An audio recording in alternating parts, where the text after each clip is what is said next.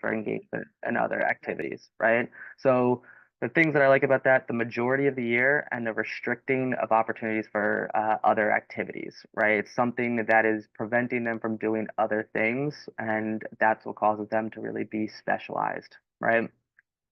Um, why these athletes might specialize. If you ask them, you're going to get probably a wide variety of different answers. I think the first two are pretty widely known and will be widely answered by them, right? They think it's going to help them play at a higher level, particularly, going into college, potentially professional levels as well. And I think it's going to increase the mastery of the sport. But one of the things that I think is a lot less discussed and very important to consider is the social pressures, both from friends, family, coaches, and a lot of other people, right? If you have a friend group that is particularly playing that one sport, like you're going to have some pressure from your friends to play that sport as well and not kind of branch out, right? Maybe your family, that's what they did and they really want you to specialize in this one sport, right?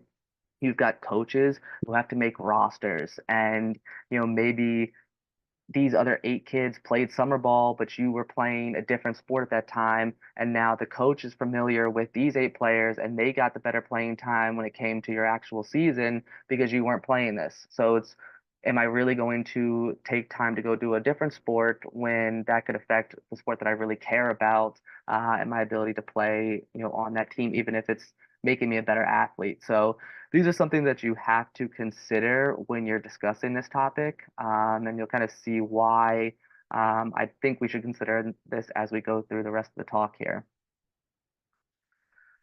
So that's why they think they do it. But if you look at the evidence, there is no increased benefit in career performance, both in like moving on to the next level, or if you compare performance at the next level, people who specialize are no greater or honestly no worse, in that next level. However, what you do see for sure is a significant increased injury risk. That is something that we see consistently throughout the research, something that is coming into more light, especially as the mental health in sports continues to gain new focus. We think that there's potentially a worse psychological and social health.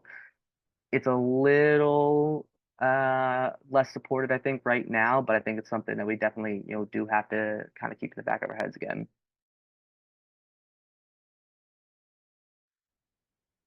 So, what can it cause, right? Why is it potentially a negative thing, right? So, early sports specialization can cause a lack of foundational movements. And what I mean by that is if you are only playing one sport for a majority of the time and just doing those same patterns over and over, you might not learn all the different movement patterns that are not involved in that sport, right? So if you look at the picture here, we've got field hockey and we've got ultimate frisbee, right? Look at the positions of those athletes in comparisons to each other, right? The two people playing field hockey that are approaching the ball, they are in very deep lunge, crouched down, bent over positions, whereas everyone in ultimate is extremely vertical, right? So if you only do one of these and then you go into a task either in a different sport or in the sport that you were supposed to be in, and it's slightly different for whatever reason, the constraints of the task become a little bit different, you might not be able to have the foundational movements or the diversity of movement patterns that allow you to do it either successfully or prevent injury. And that's one of the things that I think is really important as we go into why this is really a problem with that increased injury risk. The other thing about it that is potential for that increased injury risk is the competition to training ratio that we typically see. So, in general, people who specialize tend to spend more time competing in events than training. So going to, travel ball tournaments on the weekends where they're playing 5, 6, 7 games, and maybe they have one practice throughout the week, right? Well, practicing is very different than playing, right? Because in playing, your goal is to win, right? If you're competing, all you're trying to do is be extremely streamlined and efficient and get the task done as effectively as possible, which typically does not mean a variety of diverse movement patterns, especially, depending on the sport, right? I had a kid who was 14-year-old basketball player, just went through this massive growth spurt, and we were talking to him. He only plays basketball, and I was talking to him about like what goes on in practice versus the games he's playing, and he literally said, "Oh, practice? Yeah, it's basically 2 hours of just running our plays." Okay, so now is he not, he's probably not building his movement capacity in his games. He's definitely not doing it in practice because they're just doing a sequential, repetitive motion over and over and over, right? Not skill development, not learning how to move better, not learning how to be better athletes. So even if they do spend time training or practicing, making sure you're understanding what that practice is pretty important as well. Not just that they are practicing. And the other thing, when you are in competition, right, you've got a lot of more high intensity efforts and increased risk taking. If it's a practice and the ball's getting ready to go out of bounds, you might just let that ball go out of bounds and not risk diving into the crowd to, uh, throw it back in, right? Game is a different situation. So the more times you are spent in game action compared to practice action, again, increased risk-taking behavior, which is going to further increase that risk of injury.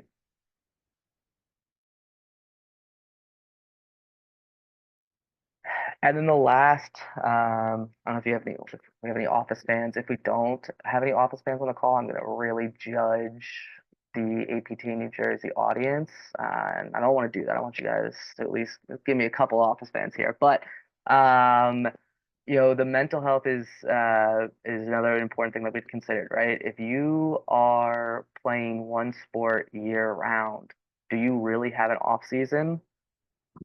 No, you probably don't, right? And in no other sport, collegiately or professionally, do people not have an off season? It's an extremely important component to the periodization and the schedule of a season, right? And making sure that people get refreshed, get recharged, and are able to go back out there. And a lot of these kids are not getting that when they specialize, right? Um, are they having opportunities to do school, like do all their schoolwork and get everything done, right? Spend time with their family, spend time with their friends, right? All of that stuff is important for their overall mental health. And when you look at it, a little bit more scientifically, if you have less hours of sleep, you have less hours of recovery, right? If you have less hours of recovery, you're going to have increased injury risk, right? So the specific study showed that if you have less than 8 hours of sleep, you're going to have a 1.7 times increased injury risk. And if I ask pretty much all of my youth athletes how many hours of sleep they're getting during the week, a vast majority of them are not getting greater than 8 hours. They're staying up late and they are getting up because school starts at, they got to be up at 6:30, 7 o'clock. They're going to bed maybe midnight, 11:30 to 11 if we're lucky. But a lot of times when they're sitting on their phone and doing all this stuff, or they got a bunch of schoolwork, right? They went to practice until 8:30, 9 o'clock, had to come home, shower, eat dinner. Like that's a schedule that is really not sustainable, and we're kind of setting them up for failure, in my opinion. But and then if you take that same decreased sleep and you combine it with an increase in competition volume, that increased injury risk goes up to 2.3 times. So again, just more considerations that we got to be careful with when it comes to sports specialization. All right, quick break, quick breath. That was a lot of information I just hit you with. A lot of reasons why sports specialization is a problem and all the things that it can cause. But is it actually a problem? And this is where I want kind of people to start like thinking, hopefully, because sports specialization is not inherently a problem. If you look at the vast majority of professional athletes and collegiate athletes, they only play one sport, right? Unless you're Bo Jackson or Deion Sanders, some of these, elites of the elite, at some point you do specialize. So the problem is not specializing, in my opinion, right? It's specializing too early without the proper support system to do it. And that is why when I look at this, I have been asking myself this question. Can we slash should we stop specialization? And to be honest, I don't know if we really can.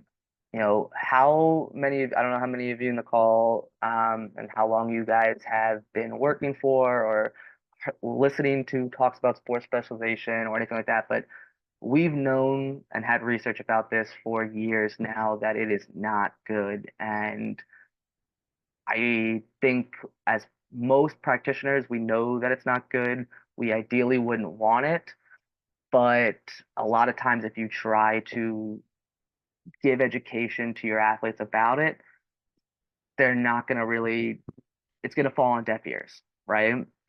So while I would love to live in this, utopia world where we're going to be able to, tell people, hey, here's all the risks, here's why you shouldn't do this. It's, it doesn't increase your chance to go to the next level and all the stuff.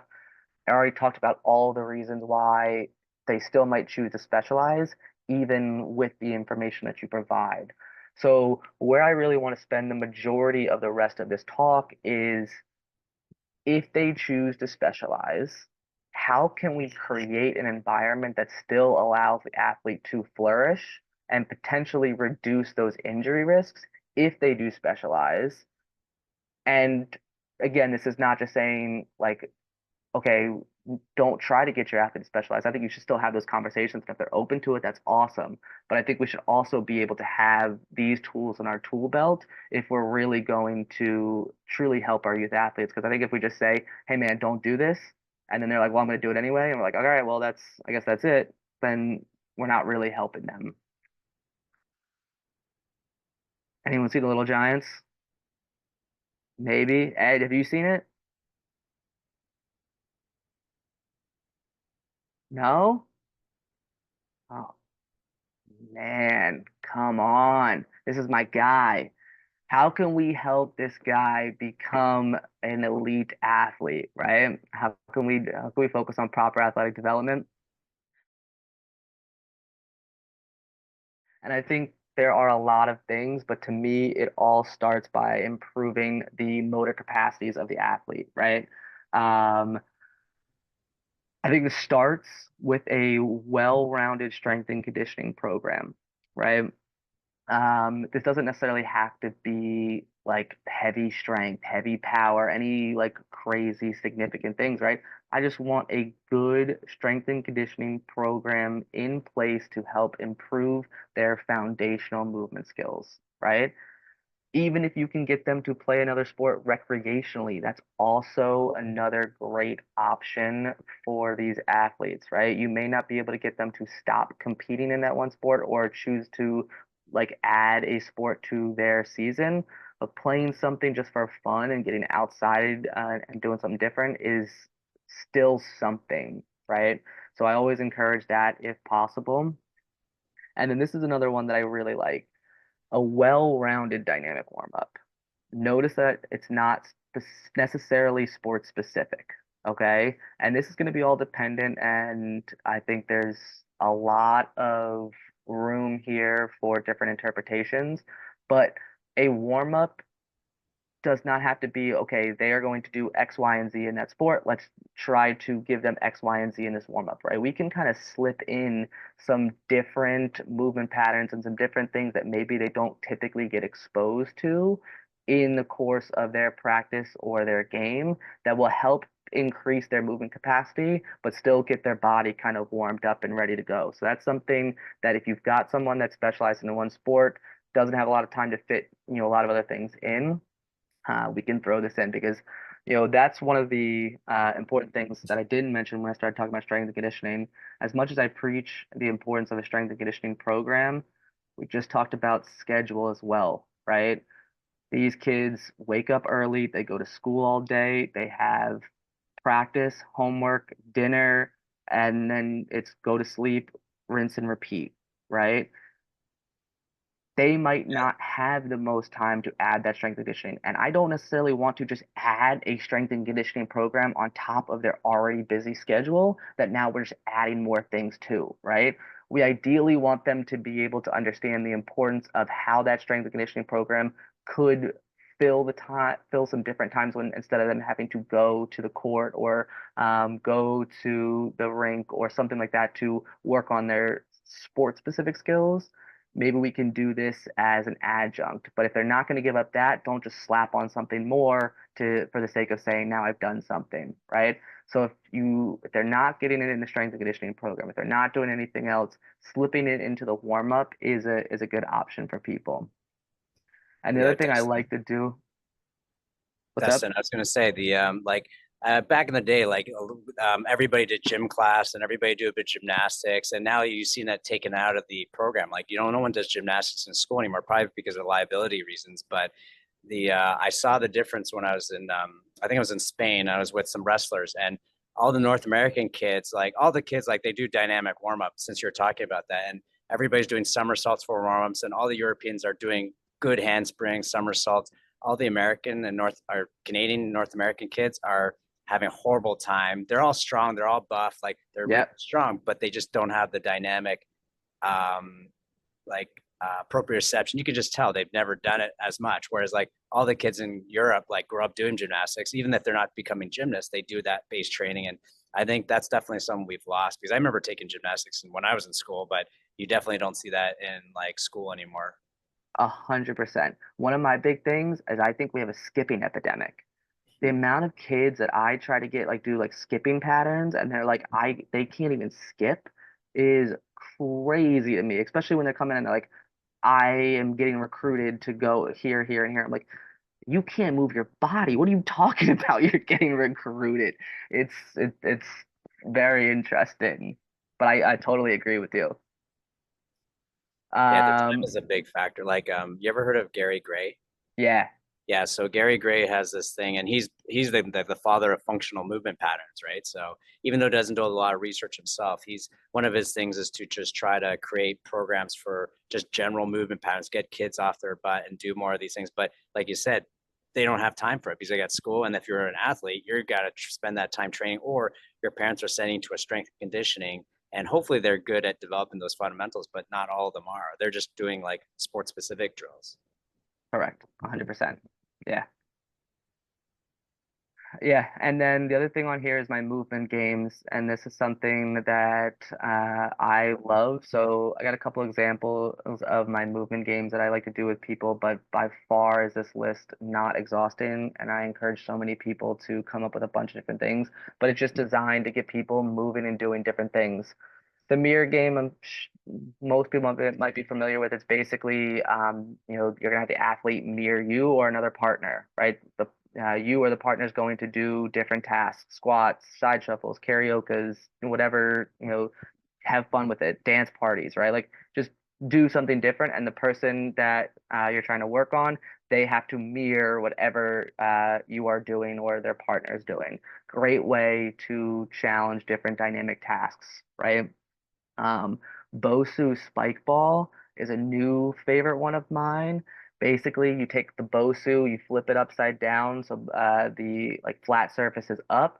Take a tennis ball, and you can just literally play spike ball off that thing. And it's a really fun way to get people moving around, getting them doing some different lunge patterns and some different dynamic side shuffle motions that they might not do when they're playing a game and they're not even realizing that you are helping them improve some of that coordination stuff.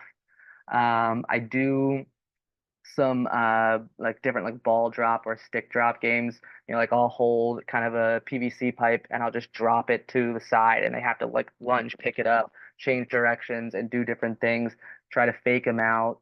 So again, they're just moving into different patterns and in different angles than they might typically do and help increasing their different movement options. One of the other things I've also been playing around with recently as different like warm-up sets for some strengthening stuff is some every rep different sets. So basically, if you took like a lunge, right? You say you're going to do 8 reps and I want every rep to be different, right? And what you'll see is, okay, most people do a forward lunge, a reverse lunge, a lateral lunge. Now you've got 3 lunges. Maybe you get a curtsy lunge in there if they're really someone that trains. And you got 4 different lunges, but you got 4 more reps that they have to figure out how to do a lunge in a different way. And you'll see some really weird, wacky things, but it's getting their brain to work to put them in a new position, getting them out of their comfort zone, and having them load into different positions. And that's something I've been having a little bit of fun with in the clinic as well. Some other things that I think can be really helpful from a motor learning standpoint is having people make sure you're having checking that they're switching their foot when they're doing different like agility drills. The amount of people that will go in, they'll do like a ladder drill and they look really good, but every time you see them do a ladder drill, they always lead with their left foot. And then you tell them, all right, now I want you to go right, left, and it looks drastically different, right? A lot of my basketball players, that's like what happens, right? Because you typically on your catch into a like spot position, you're gonna go with your off foot first, right? And a lot of people are very comfortable going in there, so like they'll go left, right with everything. You switch them to right, left, and it is a vastly different pattern, right? So just make sure you're having them do those different things because on court or on the field, like there's going to be times when they're going to be like required to do that, and you want to make sure that they have those different movement options, right? So that is really important. Same thing with change of direction. If you're doing any like agility based drills and you always see the same foot as like being the penultimate or the final step, like make sure you're getting them to switch that up because they're gonna need to be able to do both, right? Um, Changing where their eyes are focused is also very important, right? If you're doing an agility ladder drill, most people will look straight down at the agility ladder, right? Well, how is that affecting your ability to see what's happening in space? Because in a sporting environment, you're not looking down at the ground. If you are, you're probably in trouble, right? So getting people to do drills and not be just eyes focused on a specific task, having them look in different places. I'll be walking around the athletes and like holding numbers up or like having them have to scan environments for different things while we're doing a squat or a lunge. And it just, again, it's getting them out of a very specific task and forcing their body to have some different challenges and some different movement patterns. And that goes kind of along the same thing with dual tasking, right? In every sporting environment, you are looking where someone's coming. You have to make a decision on what to do, react, change directions, do all that stuff. The more you're asking your athletes to do things that require a dual task, I think you will see carry over to having better movement capacities. So that's something that I really like to promote either as part of like warm-ups of sessions or cool downs of sessions. Not I would by no means am I typically spending an entire session on this, but 5 to 15 minutes with someone, depending on how much I think it's important to the reason that they got injured, is I think beneficial. And then some additional strategies here. We're going to go into all three of these a little bit more specifically, so I'll kind of jump through it here. Growth monitoring, very important. Can you guess who ended up going on to the next level of this basketball team? Anybody think it wasn't 21? I'm pretty sure it probably was, but growth is important, right? If anybody has ever heard the concept of peak height velocity, that's basically kind of what we're talking about here. And essentially, just when you are in periods of rapid growth, you are more likely to get injured. And that's for, I think, a variety of reasons, but one of those is you now have a new body that you're trying to do tasks that you've been doing, and you don't really know how to do it. One of my best examples of this was a softball player. She played third base. She recently had a big growth spurt, and she was getting just a ton of back pain when she was trying to field the ball. And she was seeing someone else for a couple of weeks, and they were kind of really focused on doing the like manual, some different stretches, some different core stabilization stuff for her low back. She came to me and she's like, it's not getting better. Like, I would just kind of want a different opinion. And I just like looked at her squat and kind of get into like what the position she would have to field in. And she literally couldn't get down there. She didn't have the mobility and she just had a big recent growth spurt. We took a couple weeks of working on her ankle and lower extremity mobility and combined with just training that pattern. And she was totally fine, right? And that's what I really think that we should be doing in these periods of high growth, right? Decreasing the volume of activity, right? Both in the gym and in training and competition, decreasing the load and taking time to reteach those foundational movement patterns, not focusing on strength and power or getting better at the sport, just relearning how to move in this new body because it's a whole new sporting environment that you're putting yourself into. Training load modifications, I think, are always something that we are talking about. You know, you've got the like acute to chronic workload ratio type stuff. That's kind of like where you see the sport specific training logs. That's you can kind of create an arbitrary calculation.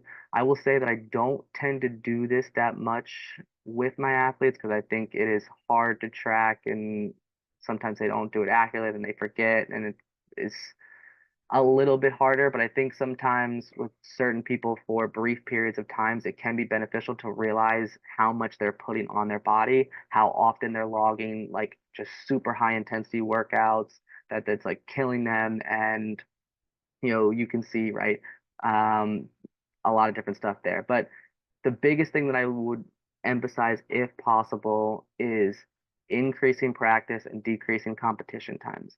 More times learning how to play the sport, not just having to specifically perform the sport to the best of their abilities in a very specific manner.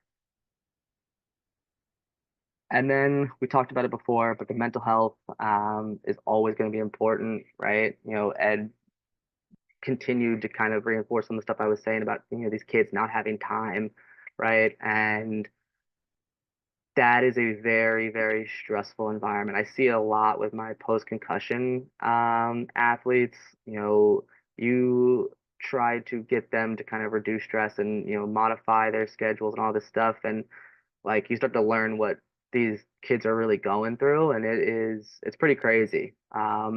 So to the best of your ability, this is far from a one size fits all strategy, but trying to promote a positive environment and developing a well-rounded athlete and not just focusing on the athletic achievements, right?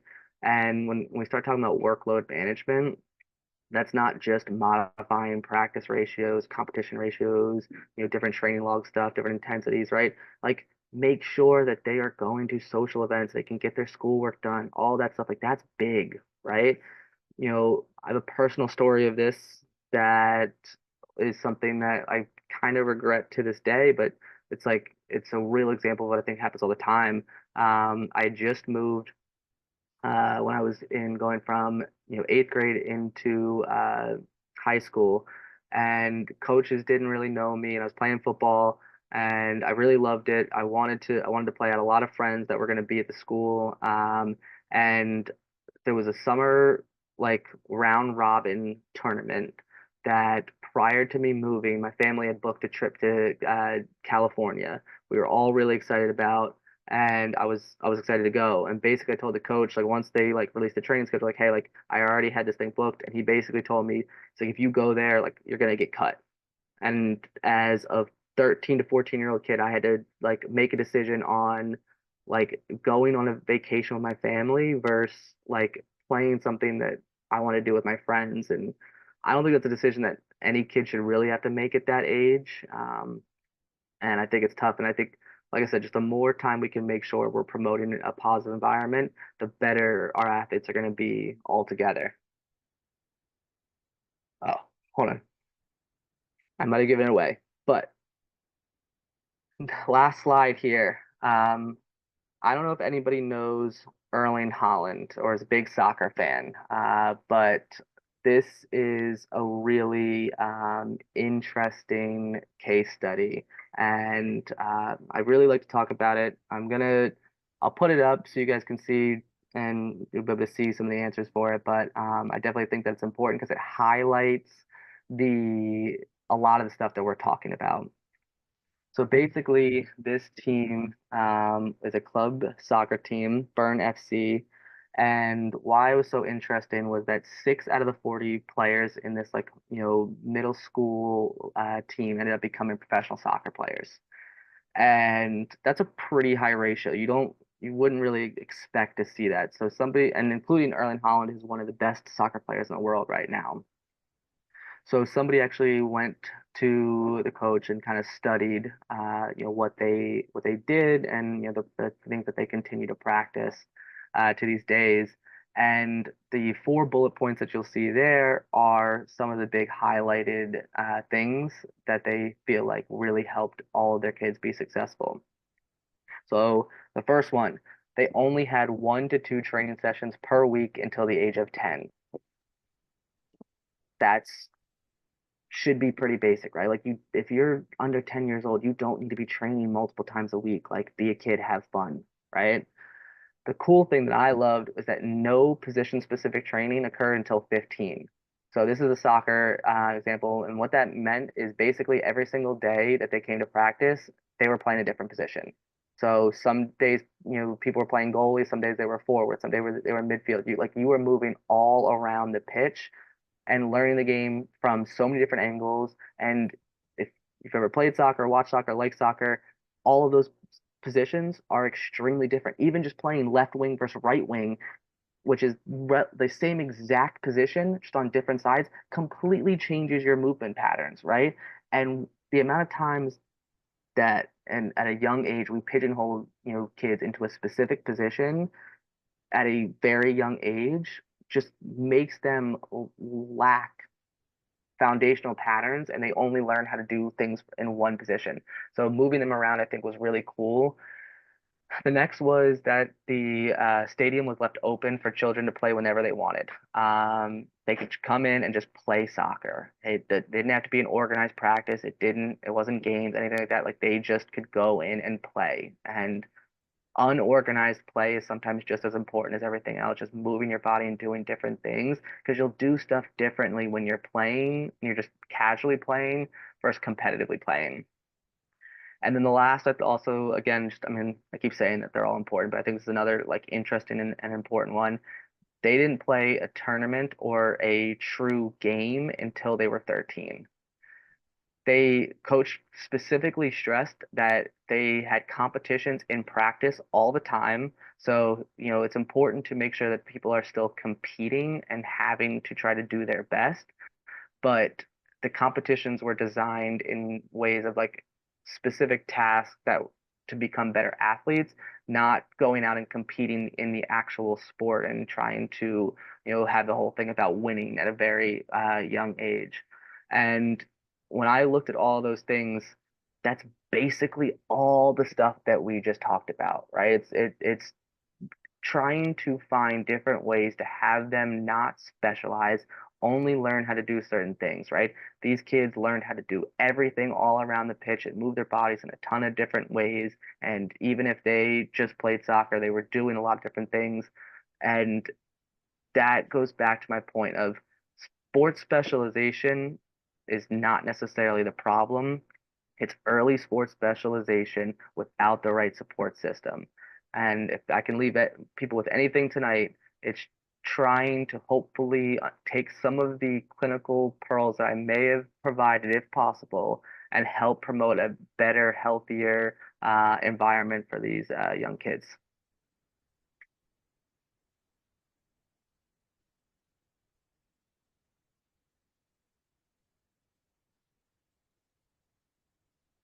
Cool.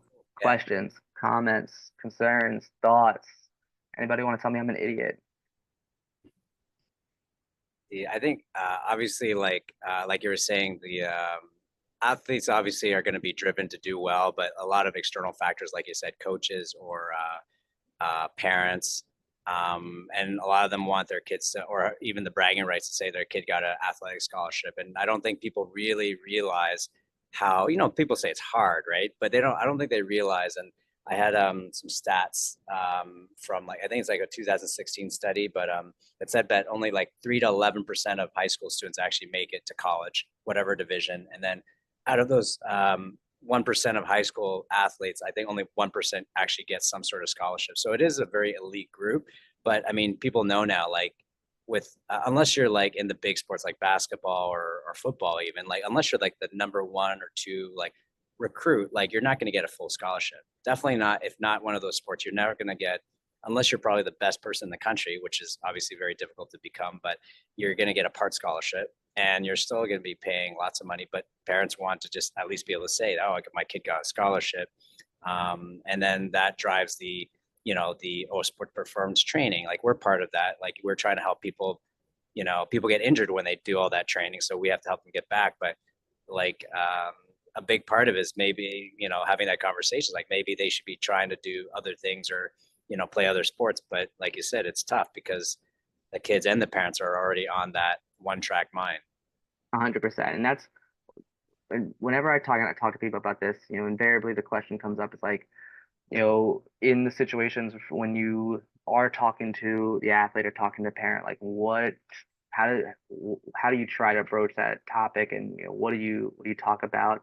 And to me, I am very much trying to frame it. I mean, it depends on the personality of the people, but you see that a lot where the parents are really driving a lot of it, and I try to frame it as we are going to help them perform better in their sport by being able to move better than saying we're going to reduce their injury risk.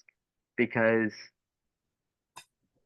I think this society in general is not really worried about preventative nearly as much, and they want like clear action. Like they're not worried about the future if that something may happen, right?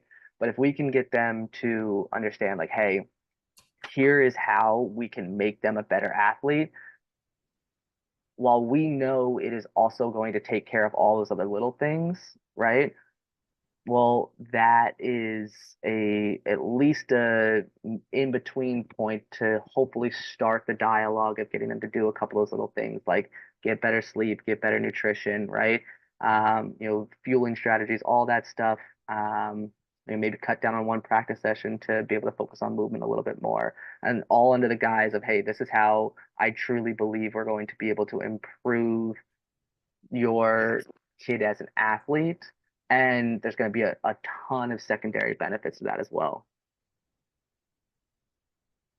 Yeah, no, fortunately, or like we have like a lot of great athletes that are perfect examples of that. Because obviously, a lot of kids or parents want their kids to become pros, and if you look at some of the best pros, like Michael Jordan, Wayne Gretzky, like they all said, "Oh, I didn't play one sport; I played multiple sports." And sometimes it wasn't even their main sport. Like Steve Nash, his main sport was soccer, and he ended up being in Yeah, the NBA. So just perfect example. And granted, those guys are gifted athletes to begin with, but I I think if they can see that, it's like, oh yeah, if I can get my kid more well rounded, they have a better chance probably. So like for you're sure. framing it differently. Yeah. I think that's what like Bruce was just kind of like put in the chat too, like, taking it to be, more athletic, not necessarily better at their sport, right? Like that is kind of the framework that I try to approach it from, because at the end of the day, we got to try to speak somewhat of a similar language. And if I'm talking one thing and they don't want to hear that one thing, doesn't matter. All I could say a bunch of good things, and it doesn't really matter because they're not going to take it, right? And I think we just need probably more examples like where we can look, see this guy played all these things and now look how much better he has at whatever sport you want your kid to play in. Like I think everybody's taken that Malcolm Gladwell, like Tiger Woods, like 10,000 hour rule way too far. And even the guy who did the research on it was like, that's not what I meant. I didn't mean for people yeah, to train 10,000 hours, but people are taking it literally like if I put my kids into 10,000 hours of training, they're going to be a Tiger Woods, they're going to be an expert. And it's your body wasn't made to do the same thing for that many hours. 100%. Um, yeah, no additional comment. um, Getting back to the injury type stuff, like for sports, when you see kids, like what types of injuries do you see, like whether it's related to specialization or not, or do you see a difference with kids who specialize, the type of injuries they get versus kids that are not specialized? Um, yes and no. I definitely see a ton of like, tendinopathy issues in, the specialized population that you're just doing the same thing repetitively over and over and over. Um, you know, I see a relatively wide variety of stuff like all across the board. I don't know that I would look at it and say I can always attribute something to specialization versus not, because I think even some of the acute injuries that you would look at and say, you would inherently blame that on specialization. I think there could potentially be an argument that like maybe they couldn't get out of the scenario that they got put into because they didn't have those foundational movement patterns, right? Like ACLs and some of these more kind of traumatic injuries, right? Like the amount of times you see them people go back and we talk about like dynamic valgus and all this other stuff, and I think there's definitely places for all that, but I think a lot of times that's just the only way these kids like people know how to move. They never like learned how to do it well. So was it really this one time just like freak accident type thing, or did they just not know how to get their body out of it? And I don't know that we'll ever really know because, you know, injuries and studying injuries and data in sports is just messy and there's so many confounding variables. Um, but I definitely think that you're gonna see more injuries the more you see people specialize in one sport. And to be honest, I think the vast majority of people I see now, like by the time they're 12, 13, like even if they have a second sport, like that's far from their priority. They're still like playing the like a primary sport 12 months out of the year, and then maybe they just like slip in like playing another sport here and there. And that's one of the things I always like talk about as well. Like when I was talking about adding in the strength and conditioning routine, like don't just add another sport onto the mix, right? Like maybe that helps you move a little bit better, but it doesn't fix your sleep recovery, stress levels, and all the scheduling nightmares that you're like undergoing, right? And then some sports wind up being relatively similar in nature, and they'll pick sports like you'll have someone that's like plays basketball and soccer, right? It's like all right, like somewhat different, but like you're still gonna have like running, cutting lateral motions as opposed to something like, all right, you're gonna run and you're gonna swim, right? You're gonna do something very different. And I know, I think Christy Zawalski, is that her name? She does a lot at Children's Specialized, and like she put up at one of the CSMs, they had a diagram of like contrasting sports and things that like are very different from each other for sports that are like very close to each other. So I always like look at that and kind of show people if you're going to pick like different sports, there's ways to like actually strategically pick a sport that will help to build your overall movement capacities. Cool. Any other questions for Dustin?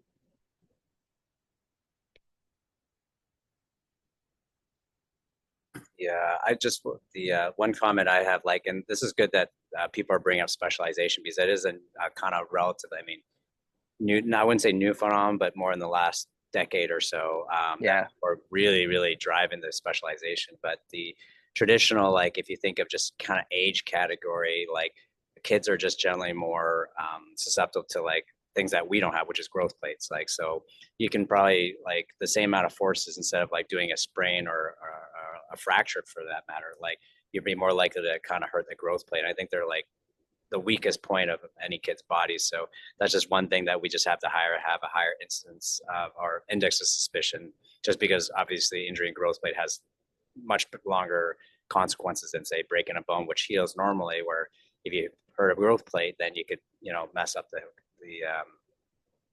growth the growth process, and then obviously they need also a specialized orthopedic to check to see if that's going to be disrupted. 100%. Yeah. And I think that's, kind of one of the basics.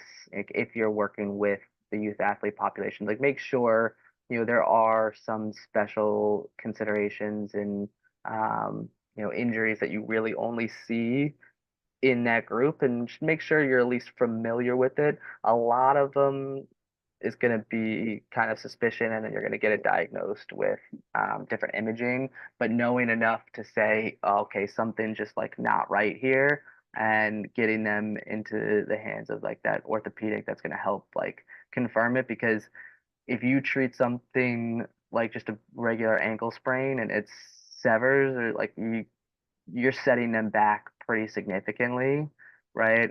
So just make sure, like, you know, that's another thing, kind of a little bit of a tangent. We're so big in the PT world now on like never image, like we don't need images, like PT, and like I get that, but I think we also have to make sure we're very like smart and selective about this stuff, right? Like there are times when we need images, and don't just like look at someone and say, well, they're a young kid, they'll probably bounce back. Like you got to really know like all of those different things that could occur and make sure you're at least like taking a look at it, considering it, screening it, and getting them into the right hands to rule something out if you think it's an all a possibility. For sure. Yeah, and like I said, the and higher initial suspicion. So like, and we're not as much as you like seeing it, like a lot of those kind of cases we don't have x-ray vision, so even like a doctor needs to be able to like know when to order and whatnot. Fortunately, that I think there's some states that allow PTs to start ordering. I don't know, it's definitely not mainstream yet, but I know it's Yeah. starting to pass, but it'll come eventually. I think especially we have direct access. I think if we can see them directly, like we should be able to at least say like, hey, like can I get like an image on this just to like check it? But I think that'll hopefully come at some point in my career. Well, it works in the U.S. military, like in at They're least the leaders of Ontario, this. huh? They're like the leaders of all of that. Yeah, because they use a lot of physician extenders and PTs as physician extenders, so Right. they'll order the X-rays if they, and it's like a deferred act, or what do they call, standing order for the PT to be able to order X-rays. And through those studies, actually, some of the states have used those studies to justify being able to give PTs the right to order imaging. And then in like Ontario, where I used to work in Canada, they've passed it. It just hasn't completely gone through yet legislatively, but in terms of implementing it. But I think another state was also pushing for imaging as part of the Practice Act or scope of practice. Yeah. Well, unless anybody has any other questions, and we'll call it a night. And if you guys do have anything, just or think of anything after the fact, just email me, and then I'll forward everything off to Dustin. Dustin, is your email on the handouts? I actually don't think it is, but I know you have it. If you want to like blast it out to the group, I don't know if you have that ability. Like I'm happy to like share my contact information Okay. with anybody So and have them reach I'll out. just add it on to like the slides for tonight's presentation. Yeah, cool. Sounds good. All right, awesome. Thanks a lot, Dustin. And like I said, anybody has any questions they think of later, just email njsportpt at gmail.com. And otherwise, have a great night. And we'll see you in another month or so for with Bruce. Bruce is going to be doing a talk on force plates. And I think we have Ryan Norland also doing Tindeck. And we also have maybe another speaker doing like Biodex, Kiro. So it'd be a good group of and good discussion next time in December. All right, guys. Cool. Thanks a lot, Thank you Dustin. all. Have a great night, guys.